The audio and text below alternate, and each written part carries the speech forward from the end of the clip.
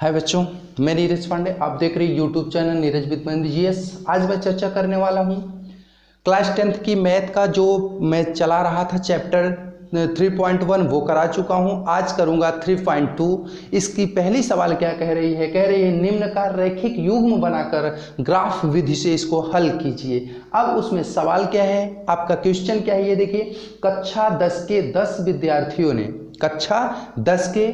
विद्यार्थियों ने एक गणित क्या करते हैं, प्रतियोगिता परीक्षा में भाग लिए।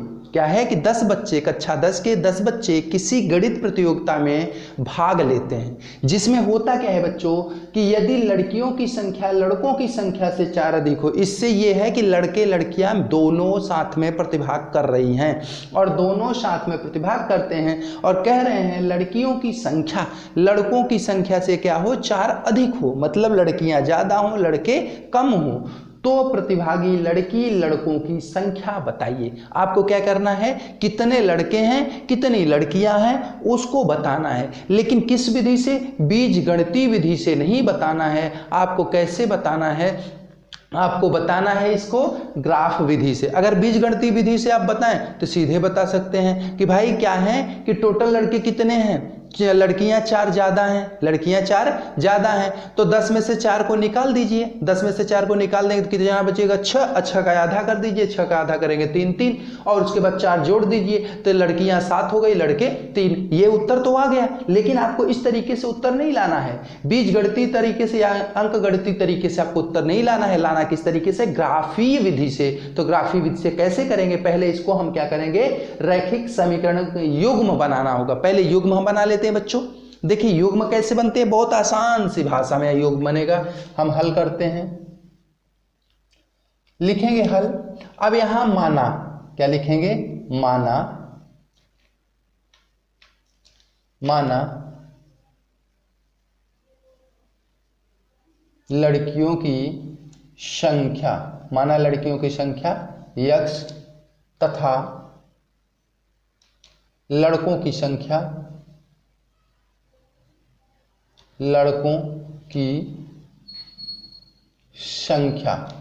क्या है?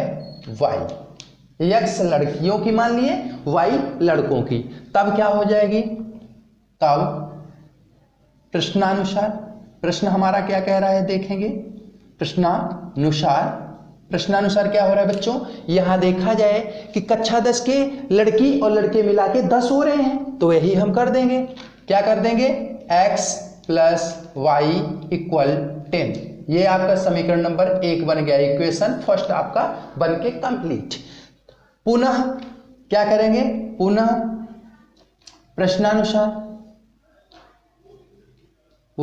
प्रश्नानुसार क्या करेंगे बच्चों? यहां क्या है कि लड़कियों की संख्या लड़कों की संख्या से 4 अधिक है, मतलब क्या है कि लड़की बराबर लड़का, लेकिन किसमें कौन ज्यादा है? लड़की ज्यादा है। तो मतलब या तो लड़की में 4 घटा दीजिए या लड़के में 4 जोड़ दीजिए, जो आपकी इच्छा कहे वो कर दीजिए। चलिए मैं यहाँ क्या कर देता हूँ, घटा देता हूँ। क्या कर देता हूँ बच्चों? घटा देता हूँ या जोड़ देता हूँ, जो आपकी इच्छा कहे वही मैं कर देता हूँ। चलिए इसको जो घटा देते हैं। तो अब लड़कों की संख्या में क्या करना है? जोड़ना है, चूंकि इसको बराबर करना है ना, तो लड़कों की संख्या में हम 4 जोड़ देते हैं। समीकरण नंबर 2 बन के तैयार। अब ये समीकरण 1 बना, वो समीकरण नंबर 2 बना। अब इसको हम हल कैसे करेंगे? इस समीकरण को हम या के रूप में क्या लिख सकते हैं बच्चों? या लिख सकते हैं x = 10 - y। लिख सकते हैं कि नहीं लिख सकते हैं? और इसको क्या लिख सकते हैं? x = चाहे तो लिख सकते हैं x = y + 4 लिख सकते हैं। अब हमें क्या करना है, ग्राफीय रूप में इसका हल निकालना है ना। तो ग्राफीय रूप में कैसे हल निकालेंगे बच्चों? इसके लिए हमें क्या करना होगा, इन दोनों समीकरणों के लिए सारणी बनानी होगी, टेबल बनाना होगा। चलिए टेबल बना लेते हैं। तो हम क्या करेंगे, समीकरण फर्स्ट के लिए सारणी। तो समीकरण फर्स्ट क्या है? x = 10 minus y. तो इसके लिए सारणी बनाएंगे बच्चों, तो क्या बनाएंगे,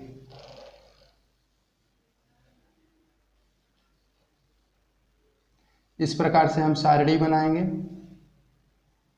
यहाँ x रखेंगे, यहाँ y रखेंगे। अगर y इक्वल हम यहाँ पे क्या रख दें, y इक्वल हम 5 रख दें तो x इक्वल क्या हो जाएगा, 10 माइनस 5 मतलब 5। अगर y इक्वल हम 10 रख दें तो x इक्वल क्या हो जाएगा, 0। अगर हम y इक्वल कुछ और रख दें, क्या रख दें, y इक्वल हम कहते हैं 6 रख देते हैं, 6 रख दिए तो x इक्वल क्या हो जाएगा, 10 माइनस 6 बराबर 4 हो गया बच्चों। समीकरण 1 के लिए सारणी बन गई। अब समीकरण 2 के लिए सारणी बना लीजिए। पुनः समीकरण 2 के लिए सारणी, 2 के लिए सारणी, तो 2 के लिए सारणी बनाएंगे बच्चों। दो क्या है, x equal Y plus 4, x equal Y plus 4 के लिए सारणी।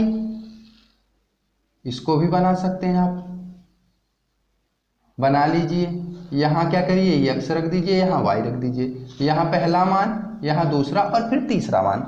तो यहाँ हम x की वैल्यू, y की वैल्यू क्या रख देते हैं, y की वैल्यू हम 1 रखते हैं, तो x की वैल्यू क्या हो जाएगी 5, y की वैल्यू हम -3 रखते हैं, तो x की वैल्यू क्या हो जाएगा, -3 में 4 घटेगा तो +1 होगा।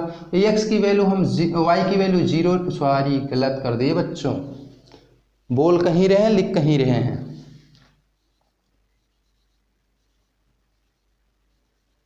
चलिए y की वैल्यू हम क्या रखते हैं, y की वैल्यू हम 1 रख देते हैं, तो x की वैल्यू हमारी क्या हो जाएगी 4 1 5, y की वैल्यू हम 0 रख देते हैं, तो x की वैल्यू कितनी हो जाएगी 4, y की वैल्यू हम -3 रख देते हैं, -3 रखेंगे तो -3 4, ये कितना हो जाएगा 1, ये आ गए। अब ये आपका क्या है, टेबल भी प्राप्त हो गया बच्चों। अब आपको क्या बनानी है, सारणी, ग्राफ बनाना है। ग्राफ कैसे बनाते हैं आपको मैं कल भी बता चुका हूं, ग्राफ कैसे बनाते हैं। ग्राफ के लिए आपको एक सीधी लाइन स्केल के द्वारा खींचनी है, दूसरी ऐसी लाइन खींचनी है, इसको हम x अक्ष बोलते हैं, इसको क्या बोलते हैं, x अक्ष बोलते हैं, इसको हम क्या बोलते हैं, y अक्ष बोलते हैं। ये क्या हुआ, x अक्ष, ये y अक्ष, पूरे को हम क्या बोलते हैं बच्चों, कार्तीय तल बोलते हैं। यहाँ का निर्देशांक देखें तो निर्देशांक क्या होता है 0, 0, उसके बाद यहाँ 1, फिर यहाँ 2, फिर 3, फिर 4, फिर 5, फिर 6। सबसे बड़ा मान हमारा क्या है 6, इसलिए 6 तक लेंगे, अगर और बड़ा मान होता तो और लेते। इस तरफ इधर भी आएंगे वही 1 2 3 4 5 6, यहाँ लिख दीजिए 6 -6 -5 -4 -3 -2 -1, 1 2 3 4 5 6। इधर भी आएंगे -1 -2 -3 -4 -5 -6। ऊपर जाएंगे 1 2 3 4 5 6। ये रहा आपका मान। ये तो कार्तीय तल में हम अंकों को दर्शा दिए। अब क्या करना है बच्चों, अब हमें निर्देशांक देखना है। अब पहले सारणी के लिए अगर हम देखें तो ये 5,5 है, x भी 5 y भी 5, तो 5,5 हमारा कहाँ आएगा, देखिए 5,5 हमारा इस तरफ आएगा, ऐसे ऊपर चलेंगे और इसके ऊपर चलेंगे, तो यहाँ से चल करके यहाँ आएंगे, तो हमारे हिसाब से ये बच्चों देखा जाए तो ये आपका यहाँ, अगर आप चाहें तो इस प्रकार से इसे टिक कर सकते हैं ये, लेकिन फिर बाद में इसको मिटा भी देना है, क्योंकि इसको हमें पूरा चार्ट को क्या करना है, साफ सुथरा रखना है, इसको गंदा नहीं करना है। ये हमारा क्या पहला निर्देशांक क्या मिला 5,5। दूसरा बच्चों क्या करेंगे 0,10, ये बहुत बड़ा मान हो जाएगा, 0 रख लेंगे तो 0,10 मत रखिए, यहाँ छोटा मान कर दीजिए, इसको क्या कर दीजिए छोटा मान कर दीजिए। y का मान 10 मत रखिए, इसको और छोटा कर दीजिए। y का मान आप क्या करिए 6 रख दीजिए। क्या रख सकते हैं, y का मान यहाँ पे आप 4 रख दीजिए, क्या रख दीजिए 4। तो जैसे ही 4 रखेंगे तो इसका मान क्या हो जाएगा 6। देखिए बच्चों क्या है कि मान बड़ा रखने से कोई फर्क नहीं था, आएगा, लेकिन हमें और बड़ा चार्ट बनाना पड़ेगा, इसलिए हम मान छोटे छोटे रखेंगे जिससे हमें क्या है कम जगह में हमारा सारा काम हो जाए। अब आगे क्या है 6,4। अब 6 x अक्ष पे जाना है और 4 y अक्ष पे, तो 6,4 ऐसे जाएंगे तो ये आपका पड़ेगा यहाँ 6,4। उसके बाद बच्चों 4,6, अगला क्या है 4,6, 4 रहेगा x और y रहेगा 6, तो यहाँ से हम चलते हुए जाएंगे और यहाँ जाएंगे, इस प्रकार से कहाँ जाएंगे यहाँ। अब ये 4,6 हो गया आपका। अब देखिए अब हमें क्या करना है, एक लाइन खींचनी है। लाइन कैसी खींचनी है, इस प्रकार से स्केल लेंगे,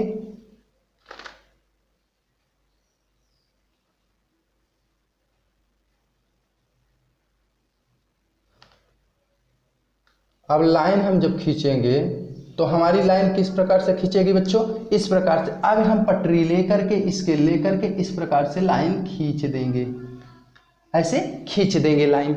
अब ये लाइन हमारी ऊपर तरफ जाएगी, एक नीचे तरफ जाएगी, एक खींच के। अब दूसरे के लिए, इसके लिए हम करते हैं दूसरे समीकरण के लिए, इसका क्या है निर्देशांक 5,1, क्या है 5,1, तो 5,1 कहाँ है बच्चों, ये 5 रहा, ये 1 रहा, तो 5,1 का मतलब ये आएगा यहाँ 5,1। उसके बाद दूसरा क्या है 4,0, 4,0, तो y का मान 0 है तो ये यहीं पे रहेगा 4,0, ये हुआ 4,0। उसके बाद अगला मान 1,-3, 1,-3, तो 1,-3 कहाँ आएगा बच्चों, 1 ये रहा, -3 ये रहा, तो ये आएगा आपका यहाँ 1,-3। अब देखिए इसको हम क्या करेंगे, इस प्रकार से ऐसे खींच लेंगे और इसको ऐसे आगे मिला देंगे, इसको ऐसे हम आगे मिला देंगे। अब देखिए जब इस प्रकार से हम आगे मिला दिए तो अब देखिए हमें मिल क्या रहा है, मिल ये रहा होगा कि आप देखें तो ये जो है आपका इस प्रकार से थोड़ा सा देखो बच्चों, क्या है कि मैंने यहाँ एक मानक मान के कर दिया है, नहीं तो ये ठीक सामने 3 पे जाता y पे, और देखिए यहाँ 6 तक हो चुका है, अगला मान क्या है 7, अगला मान 7 के सामने ये, तो ये मिलता हुआ है आपका कहाँ दिख रहा है, 7,3 पे मिलता हुआ दिख रहा है। मतलब इस प्रश्न का उत्तर क्या है, 7 लड़कियां हैं, x किसको माने हैं लड़कियां और y किसको माने हैं लड़के, तो 7,3 मतलब क्या है 7 लड़कियां और 3 लड़के, जो कि मैं पहले ही बता दिया था, लेकिन आपको किस विधि से करना है, इस विधि से करना है बच्चों। ये सवाल मैं आशा करता हूं आपको पूरी समझ में आई होगी। अब हम चलते हैं अगली सवाल की तरफ। देखिए बच्चों आपकी अगली सवाल जो क्या कह रही है कि 5 कलम 7 पेंसिल का मूल्य कितना है 50 रुपये, जबकि 7 कलम 5 पेंसिल का मूल्य 46 रुपये। तो आपको क्या करना है, 1 कलम 1 पेंसिल का मूल्य बताना है। समझ रहे हैं मेरी बात, क्या कह रहा है 7 पेंसिल 5 कलम 50 रुपये, और वही पलट दिया 5 क्या कर दिया 5 पेंसिल और ये 7 कलम और 5 पेंसिल का मूल्य कितना 46 रुपये। तो आपको 1 कलम 1 पेंसिल का दाम बताना है। बहुत आसान सा है, इसको हम वही करेंगे। माना 1 पेंसिल का दाम एक पेंसिल का मूल्य x रुपये तथा एक पेन मतलब कलम लिख दीजिए, यहाँ पेन नहीं कलम लिख दीजिए, कलम लिखा है तो कलम का मूल्य y रुपये। तब हम क्या करेंगे, तब प्रश्नानुसार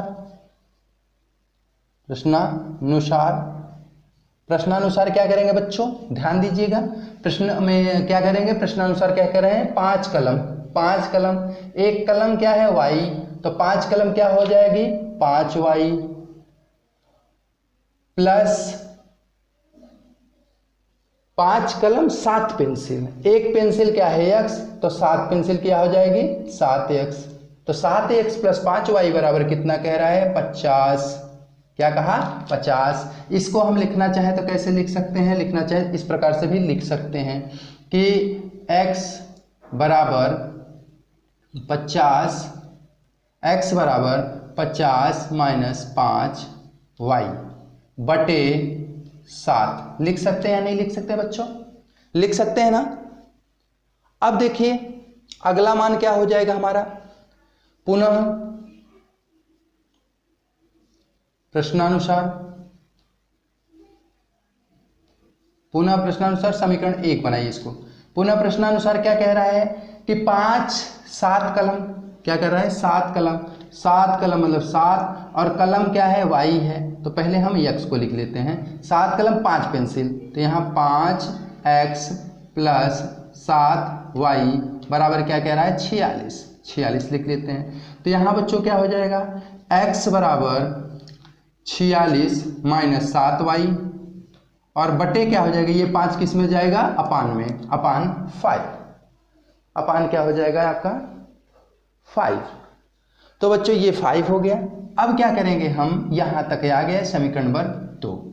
अब क्या है, दोनों के लिए हमें सारणी बनानी होगी। दोनों के लिए क्या बनानी होगी, सारणी। तो सारणी बनाएंगे, हम लिखेंगे चूंकि x बराबर 50 मतलब 50 माइनस 5y अपान 7 के लिए टेबल या सारणी के लिए सारणी बनाए बच्चों। तो कैसे हम बनाएंगे सारणी देखिए कैसे बनाएंगे हम, यहाँ x लिखेंगे, यहाँ y लिखेंगे और फिर वही वैल्यू रख करके निकाल देंगे। देखिए अब क्या है, अगर हम यहाँ y की जगह क्या रखें कि ये हमारा कट्टा, ऐसा कोई भी मान रखिएगा जिससे 7 भी कट के वो मतलब पूर्ण अंक बने, बटे वाला न लाए। ऐसा नहीं कि हम यहाँ रख दें 5 रख दें, 5 × 25 50 में 25 घटा दें तो 25 बचेगा, 25/7। तो ऐसे करेंगे तो आपका मान गलत हो जाएगा, मतलब गलत नहीं होगा, क्या होगा आपका मान बहुत बड़ा हो जाएगा और फिर आपको हल करने में थोड़ी दिक्कत होगी। तो आप इसके लिए क्या कर सकते हैं, 50 आया, 50 जब आ गया तो 50 माइनस 5y। अब देखिए यहाँ y की वैल्यू क्या रखें, y की वैल्यू हम क्या रखें, ऐसा आपको कुछ सोचना है। y की वैल्यू हम क्या रखें, ऐसा कुछ सोचना है। तो इसके लिए आपको सोचने के लिए क्या कर सकते हैं कि अब आप इसमें जब तक मान को सही से नहीं रखेंगे तो मान सही बटे में आएगा और वहाँ फिर आपको दिक्कत होगी। देखिए बच्चों इसमें क्या है कि आपको मान यहाँ पे रखना है, तो मान कैसे रखेंगे। अब यहाँ देखिए सबसे बड़ी बात ये हो रही है कि 46 माइनस 7y बटे 5 ऐसा कौन सा मान रखे जिससे ये कट जाए। अब कट्टा अगर आपको नहीं दिख रहा है तो आप ऐसा कर दीजिए कि 5 की जगह ऐसा कोई भी वैल्यू लीजिए, भले भी सही बटे में आए लेकिन कटता दिखे। कैसे कटेगा, y का मान आप रख लीजिए जैसे 1/5। एग्जाम्पल के तौर पर देखिए जैसे 50 माइनस 5 इंटू 1/5/7। तो यहाँ क्या हो जाएगा, 5 से 5 कट जाएगा तो ये हो जाएगा 49 और बटे 7, तो 7 × 7 49, 7 से कट गया। तो एक वैल्यू तो आपकी कन्फर्म आ रही है, तो एक ही लीजिए। क्या करेंगे भाई, स्पष्ट नहीं आ रहा है तो आप ऐसे ही काट करके ले सकते हैं। तो यहाँ क्या करिए, y की जगह आप रख दीजिए 1/5, y की जगह क्या रखिए 1/5, तो ये आएगा 49 माइनस 1/7 मतलब 7 × 7 49। फिर y के जगह पे आप क्या रखेंगे, ऐसा कोई मान कि पुनः ये कटे, पुनः ये कट जाए तो आपको क्या करना है, यहाँ पे लिखना होगा कि आपको कैसे कि कोई अन्य मान ले, अन्य कोई मान लेंगे तभी तो कटेगा। जैसे 50 है, अब 50 में ऐसा कौन सा मान ले लें आपका ये कटता दिखे। तो 50 में देखिए, अब 50 में है, अगर हम देखें 50 माइनस 8 करते हैं तो कितना होता है, 50 माइनस 8 मतलब 42। तो 8/5 अगर हम लें तो हमारा काम बन जाएगा, 8/5 करें तो हमारा काम बन जाएगा। तो हम यहाँ क्या करते हैं 8/5 ले लेते हैं। क्या ले लेते हैं 8/5। 8/5 जैसे ही लेते हैं तो 8/5 करेंगे तो 50, 5 से तो 5 कट जाएगा, 50 माइनस 8 मतलब 42 और 42/7 मतलब क्या हो जाएगा 7 × 42, यहाँ आया 6। पुनः आप लेना चाहें तो क्या ले सकते हैं, यहाँ चाहें तो पुनः ले सकते हैं कि 3 से कट जाइए। तो ऐसा काटिए कि यहाँ आप क्या करिए कि 50 में ऐसा कोई और मान घटाना पड़े, 50 में कोई और मान घटाना पड़े। तो 50 में 15 घटाते हैं तो कितना आता है 35, 15 घटाते हैं तो कितना आता है 35।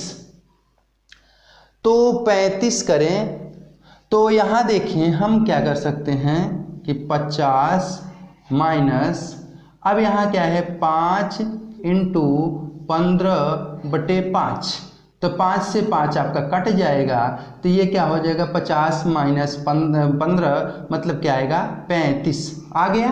तो 35 आया, पुनः इसको हम काट सकते हैं। काट कैसे सकते हैं, ये जैसे ही कटेगा 50 माइनस 35 आपका 35 आया यहाँ, तो 35 7 बचे यहाँ बटे 7, तो 7 बचे 35, तो यहाँ काट सकते हैं। तो इसको हम क्या करेंगे कि ये x की वैल्यू क्या आई 5, y की वैल्यू क्या आई यहाँ 15/5, मतलब इसको हम 3 भी लिख सकते हैं। क्या चाहें, इसको हम 3 भी लिख सकते हैं, नहीं 5 3 15। तो ये रहा आपका पहला मान, पहला टेबल बन के तैयार। दूसरे टेबल के लिए पुनः किसके लिए हम टेबल बनाएंगे, ये बनाएंगे x बराबर 46 माइनस 7y/5। अब इसके लिए भी वही करना होगा, चूंकि यहाँ क्या है कि थोड़ा सा आपको इधर उधर का दिख रहा है, तो थोड़ा सा जब बदलता हुआ दिख रहा है तो आप सारणी बना लीजिए, कोई दिक्कत नहीं है, ठीक ना। आप सारणी बनाइए और इसी प्रकार की सारणी इसको भी बना दीजिए। पहले मैं खुद सोचा था कि एक सही बट्टे वाला ना करूं, क्योंकि थोड़ा सा माप लेने में दिक्कत होगी, लेकिन सही समझ में नहीं आ रहा है कि इसको और दूसरा रास्ता करेंगे तो आप सोच नहीं पाएंगे, क्योंकि हमें ये चाहिए कि मेरे बच्चे कैसे समझ पाए वो करना है। हम ये नहीं कि हम कैसे समझेंगे, हम तो समझ सकते हैं, लेकिन आप कैसे समझेंगे ये मेरी प्रायोरिटी है। तो यहाँ क्या करेंगे x = 46 माइनस 7y/5, वही चीज़ यहाँ भी करिए कि जैसे ही आप 1/7 से यहाँ गुणा करेंगे तो 7 से 7 कट जाएगा। जैसे देखिए 46 माइनस 7 गुणते 1/7, 7 से 7 कट जाएगा, तो 46 माइनस 1 45, 45/5 मतलब 9 बचे 45, कट गया ना। तो यहाँ क्या है x बराबर 9 आया और y बराबर कितना आया आपका 1/7 आया, 1 क्या आया 7। पुनः आप लेना चाहें तो ले सकते हैं, x की y की जगह क्या ले सकते हैं, जैसे अब और मान घटाना पड़े तो यहाँ y की जगह आप ले लीजिए 6 क्या रखिए 6/7, 6/7 जैसे ही रखें देखिए 46 गुणते 7 तो है ही है आपका, 7 गुणते 6/7, 7 से 7 कट जाएगा, 46 में 6 घटेगा तो कितना आएगा 40, और 40/5 मतलब 8, यहाँ क्या है 8, तो यहाँ आपका मान क्या है 6/7। उसके बाद अगला मान देखें तो पुनः है आपको और आगे तक ले जाना है, और आगे ले जाने के लिए आप क्या कर सकते हैं 46 में 7 को घटाना पड़ेगा, 46 में पुनः घटाना पड़ेगा। तो आप क्या करिए बच्चों, यहाँ पुनः वही काम करिए, क्या करिए कि आप 46 है ये 7 है, तो 7 के लिए आपको क्या करना है, जैसे यहाँ क्या किए आप 7 से घटाए, अब आगे और घटा दीजिए। अब क्या घटा दीजिए 46 है, 36 46 होता है, इसमें 11 घटा दीजिए, 35 11 कितना होता है 46 होता है, 11 घटा दीजिए, तो 46 माइनस 7 गुणित 11/7, 7 से 7 कट गया, 46 माइनस 11 मतलब 35, अब 35 5 7 35, तो यहाँ आया 7 और यहाँ 11/7। आपका इस प्रकार से ये वैल्यू आ गई बच्चों। और जब ये वैल्यू आ गई आपकी, तो अब आप क्या करेंगे, यही वैल्यू यहाँ रखना है। बस ये है कि अब मान, ये सारणी पहले से बनी हुई थी, इसका मान बड़ा हो रहा है तो आप बड़ा ले लीजिए, क्या करिए बड़ा कर दीजिए। तो यहाँ क्या करेंगे आप, इस अक्ष को थोड़ा बड़ा कर दीजिए। कहाँ तक ले जाना है आपको 9 10 9 तक, तो 6 तक हो चुका था, 7 8 और ये रहा है आपका 9। इसी प्रकार से इधर भी जाइए, थोड़ा सीधा जाना होगा, हम टेढ़ा जा रहे हैं, 8 और 9। नीचे भी आना होगा, 7 8 और 9। उसके बाद इधर भी जाना होगा आपका 9 8 7 माइनस में, ये भी माइनस में, ठीक ना। अब क्या करना है आपको, वैल्यू रखनी है। कैसे रखनी है, वैल्यू रखनी है। पहले सारणी के लिए 7 कामा 1/5, 1/5 का मतलब क्या है कि अब देखिए 1/5 का मतलब क्या है कि ये 0 के बाद 1 कर जाएगा, और 1/5 इसमें आपको छोटे छोटे 5 खाने करने हैं। क्या करने हैं 5 खाने, तो ये 5 खाने ही करने होंगे। और जब छोटे छोटे खाने करेंगे आप, तो यहाँ 1 2 3 4 पांचवा तो यही होगा। तो 1/5 भाग है आपका, मतलब यहीं से स्टार्ट होना चाहिए। अब क्या है, लेकिन ये किस पर करना है आपको, वाई एच पे। किस पर करना है, वाई एच पे, वो भी धनात्मक की ओर। 1 2 3 4 5। अब क्या कर रहे हैं, 7,1/5। तो 7,1/5 का मतलब ये चल करके कहाँ जाएगा, ये आपका यहाँ पे। ये क्या हो रहा है आपका, 7,1/5 आया आपका। पुनः आप ले लीजिए, पुनः लेंगे 6,8/5। 8/5 करें तो ये देखें 5 दूनी 10 तो नहीं हो रहा है ना, 5 1 का 5 और फिर उसके बाद 3। तो इसमें भी क्या करिए आप, इसके लिए देखिए 8/5 है तो 5 एक पूरा पूरा जा रहा है, उसके बाद 3 बच रहा है। तो इसको क्या करिए आप 5 खंडों में काट दीजिए। कितने में काट दीजिए, 5 में। तो आप देखिए बच्चों यहाँ 8 5 है तो एक पूरा हो चुका है, इसको 1 2 3 4 5। लेकिन इसमें कौन सा भाग लेना है, तीसरा भाग लेना है। कौन सा भाग लेना है आपको, तीसरा भाग। तो पहला छोड़िए, दूसरा छोड़िए, तीसरे भाग से, तीसरे भाग से चल करके आपको 6,8/5 लेना है। तो 6,8/5, तो ये आगे चले जाइए और 6 के सामने आप मिला दीजिए यहाँ पे। यहाँ पे आपको मिल जाएगा, क्या मिल जाएगा, 6,8/5। उसके बाद अगला मान क्या कह रहा है, 5/3।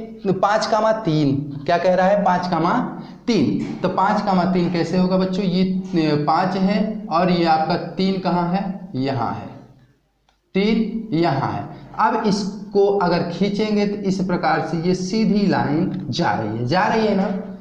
अब उसके बाद आपको इसका भी तो चार्ट खींचना है, लाइनें। तो 9,1/7। तो 1/7 का मतलब क्या है कि अब इसमें 1/7 1 और 0 और 1 के बीच कितने खंड काटने हैं, 7।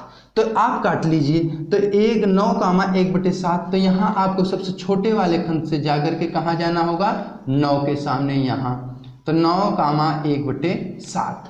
उसके बाद आगे बच्चों क्या करेंगे, फिर आप करेंगे 8/6,7। अब 6,7 देखें तो ये भी 1 से छोटा ही है।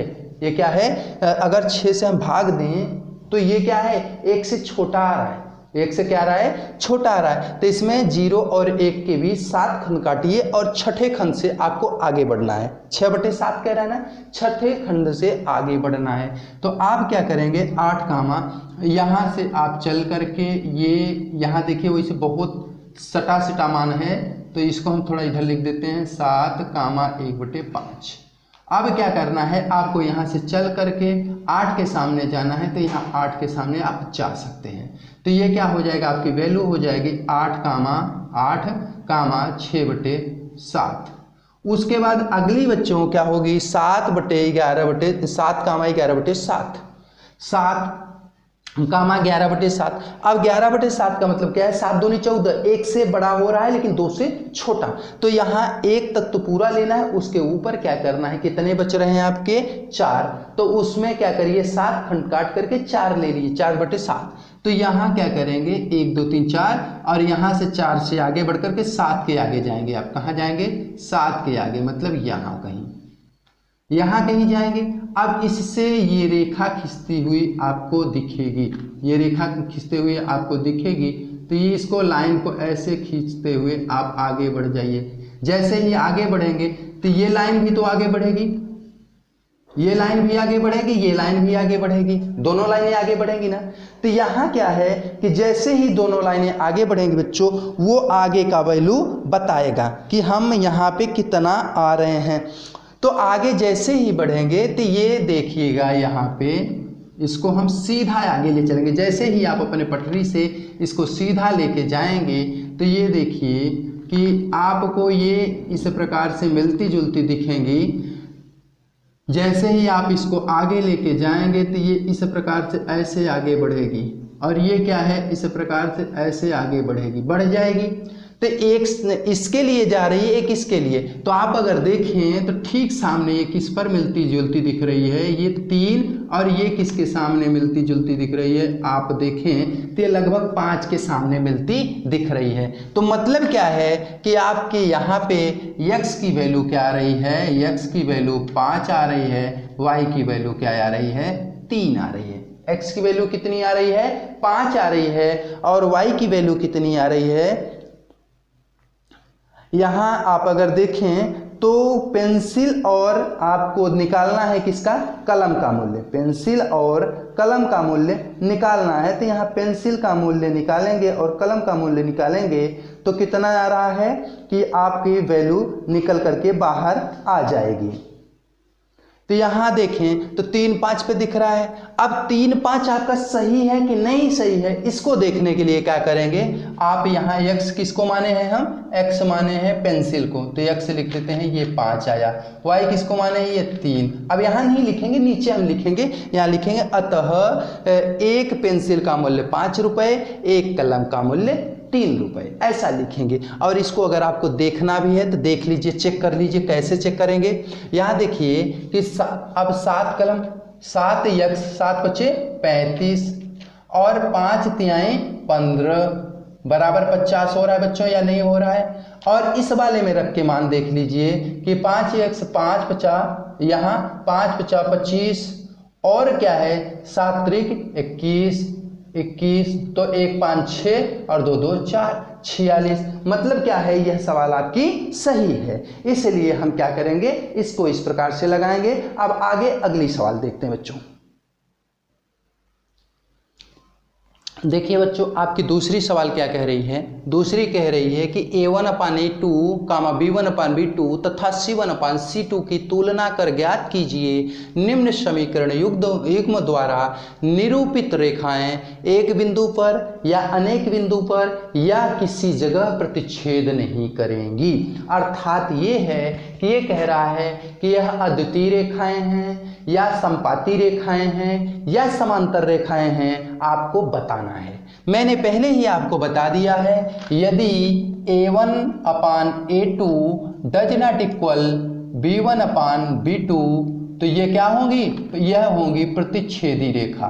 यह क्या होंगी, प्रतिच्छेदी रेखा। मतलब इसी को हम क्या बोलते हैं, अद्वितीय रेखा, अद्वितीय।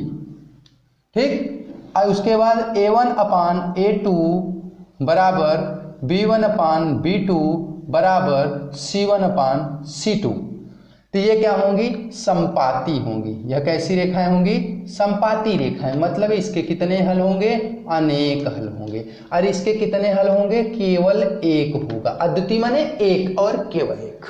उसके बाद अगला क्या होता है बच्चों, a1/a2 equal b1/b2 does not equal c1/c2। ये क्या होंगी, कैसी रेखाएं, ये पैरेलल लाइंस होंगी। कैसी होंगी, पैरेलल लाइंस, मतलब समांतर रेखाएं।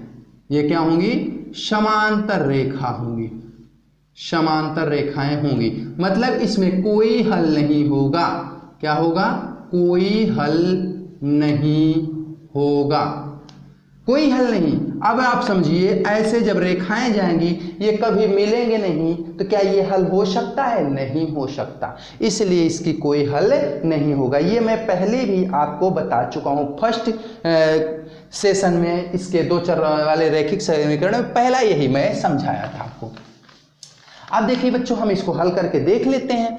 अब इसकी क्या करेंगे, हम तुलना करेंगे। इसकी तुलना a1x plus b1y plus c1 बराबर 0 से तुलना, क्या 0 से तुलना करने पर, यहाँ लिखते हैं करने पर। और इसकी किससे तुलना करेंगे, a2x plus b2y plus c2 बराबर 0 से तुलना करने पर। तो यहां देखिए बच्चों, a2 a1 का मतलब क्या है, x के बगल में जो है वो a1 है, तो वहां भी x के बगल में जो होगा वो a1 होगा। तो मतलब क्या है, यहाँ पे a1 बराबर क्या है आपका 5, b1 बराबर क्या है आपका, b1 बराबर आया -4। ध्यान दीजिएगा, सिंबल के साथ अंक को उतारना है। क्या करना है, सिंबल के साथ, चिन्ह के साथ अंक को उतारना। ऐसा नहीं कि केवल अंक उतार लो, चिन्ह नहीं, फिर आपका गलत हो जाएगा। उसके बाद c1 बराबर 8। उसी प्रकार से आप लेंगे a2 बराबर क्या है आपका, यहाँ पे 7 फिर B2 आपका आया 6, B2 क्या है आपका 6 और C2 आपका क्या आया बराबर -9, यही आया। अब क्या करिए, इसको रख लीजिए ऐसे जैसे मान में रखेंगे, A1 बटे A2 बराबर B1 बटे B2 बराबर C1 बटे C2, रखिए मान में। A1 मतलब 5 बटे A2 कितना है 7 बराबर क्या है, बराबर क्या है B1, तो B1 क्या है -4 बटे B2 क्या है 6 और इक्वल C1 क्या है 8 और C2 क्या है -9। यहाँ अगर देखें तो 5 बटे 7 बराबर -4 बटे 6, क्या ये बराबर दिख रहा है? नहीं दिख रहा है, मतलब पहला ही मान नहीं बराबर है। इसलिए यहाँ हम क्या लिखेंगे कि A1 does not equal A1 upon A2 does not equal B1 upon B2, यह क्या है B1 अपान B2। इसलिए यह क्या होगी, यह कैसी रेखाएं होंगी, यह प्रतिच्छेदी रेखा होगी, इसका अद्वितीय हल होगा। यह कैसी रेखाएं हैं? प्रतिच्छेदी रेखाएं। यह कैसी रेखाएं हैं? अतः यह प्रतिच्छेदी रेखाएं होंगी, अतः यह प्रतिच्छेदी रेखा होगी, ठीक। मतलब यह कैसी है, इसके अद्वितीय हल है, इसका एक हल है। उसके बाद पुनः यही कहानी यहाँ भी दोहराएंगे।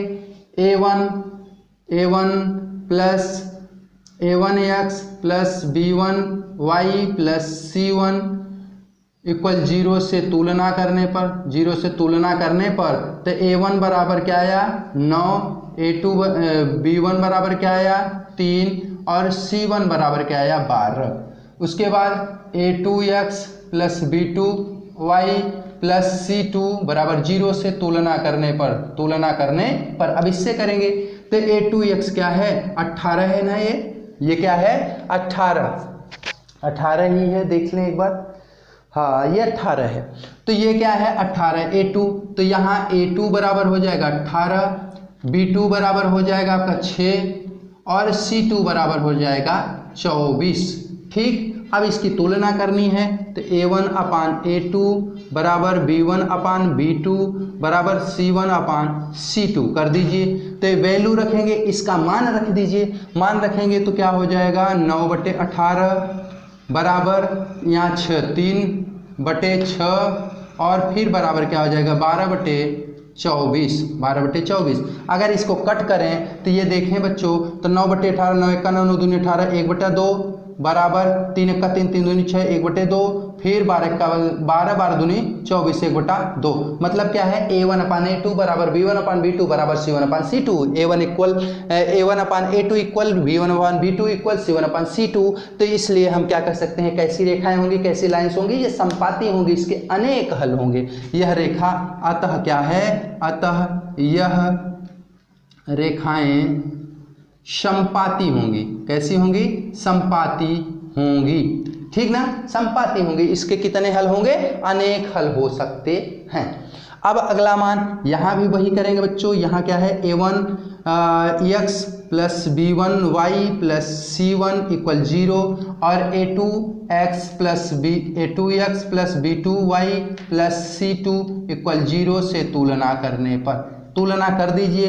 तुलना जैसे ही करेंगे तो यहाँ क्या प्राप्त होगा आपको, A1 की जगह प्राप्त हो जाएगा 2, B1 की जगह क्या प्राप्त हो जाएगा -y है, ध्यान दीजिए। अब -y है तो यहाँ क्या होगा आपको, -y की जगह गुणांक कुछ नहीं है ना, और आप सभी जानते हैं कि किसी भी चर में सदैव 1 का गुणा होता है, 1 का भाग होता है। इसलिए यहाँ क्या मानेंगे हम, B1 बराबर -1 और C1 बराबर क्या लिख देंगे 9। इस तरफ क्या लिखेंगे A2 बराबर 6, B2 बराबर क्या लिखेंगे -3 और C2 बराबर क्या लिखेंगे 10। C2 बराबर 10। अब हम वैल्यू रखेंगे A1 अपान A2 बराबर B1 अपान B2 बराबर क्या लिखेंगे C1 अपान C2। अब वैल्यू रखते हैं, वैल्यू पुट करेंगे A1 अपान A2। A1 कितना है 2 है, A2 कितना है 6 है, इक्वल B1 कितना है -1 है, B2 कितना है -3 है, C1 कितना है 9 है और C2 कितना है 10 है। अब यहाँ देखें बच्चों, इसको अगर हम कट करें तो 2/6 मतलब 1/3 और यहाँ माइनस से माइनस कट जाएगा 1/3 और बराबर 9/10। मतलब क्या है, यहाँ A1/A2 इक्वल B1/B2 दिख रहा है, लेकिन आगे अगर देखें डज नॉट इक्वल C1/C2 है। मतलब क्या है, A1/A2 equal B1/B2 does not equal C1/C2 दिख रहा है आपको। इसलिए है कैसी रेखाएं होंगी, यह समांतर पैरेलल लाइंस होंगी। कैसी लाइंस होंगी, पैरेलल लाइंस होंगी बच्चों। इसलिए इसको हम क्या लिखेंगे, इसके कोई हल नहीं होगा, इसका कोई हल नहीं होगा, यह समांतर रेखा है, यह समांतर रेखा होगी। अब तो कर पाएंगे, आई होप आपको समझ में आ रहा होगा। और मैं कहीं बहुत स्पीड नहीं चल रहा हूँ, बहुत आसानी तरीके से आपको समझा रहा हूँ। अगर आपको अच्छा लग रहा हो तो वीडियो को लाइक शेयर सब्सक्राइब। देखिए बच्चों, अगली सवाल आपकी है ये प्रश्नावली 3.2 की कि अनुपातों A1/A2 कामा B1/B2 कामा C1/C2 की तुलना कर निम्न समीकरण युग्म संगत हैं या असंगत हैं, ये बताना है आपको। संगत हैं या असंगत हैं। पहले मैं संगत कौन होगा असंगत कौन होगा ये बता देता हूँ, फिर हल करता हूँ। देखिए, जब रेखाओं का कोई हल होगा, जब भी किसी रेखा का किसी समीकरण का कोई हल निकलेगा तो वह तो संगत होगी। जिसका कोई हल ही नहीं है वह क्या होगा, असंगत है। एग्जाम्पल तौर में ये मान लीजिए, जैसे हमारी संगत किसके साथ बैठ सकती है, जिसका हमारे, जैसे एग्जाम्पल के तौर पे मैं सुपारी सुरती गुटखा तम्बाकू नहीं खाता हूँ, तो क्या मैं सुपारी गुटखा तम्बाकू खाने वाले के साथ मेरी बहुत अच्छी संगत हो सकती है? हो सकता है मैं उसको पसंद करूँ, लेकिन वह मुझे पसंद नहीं करेगा। क्यों नहीं करेगा? उसका वजह है कि वह खाता है और मैं कभी खाता नहीं, तो मैं कभी खिलाऊंगा भी नहीं, न मैं कभी खाऊंगा, इसलिए मेरी उसकी संगति बैठेगी नहीं बहुत दिनों तक।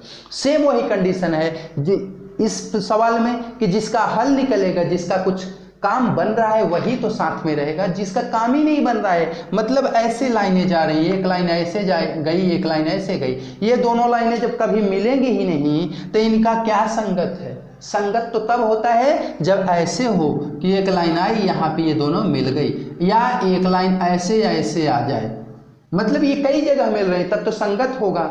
हर मोड़ पे हम मिलते हैं तब तो हमारा संगत होगा, लेकिन अगर हम मिल ही नहीं रहे तो हमारा संगत किस काम का?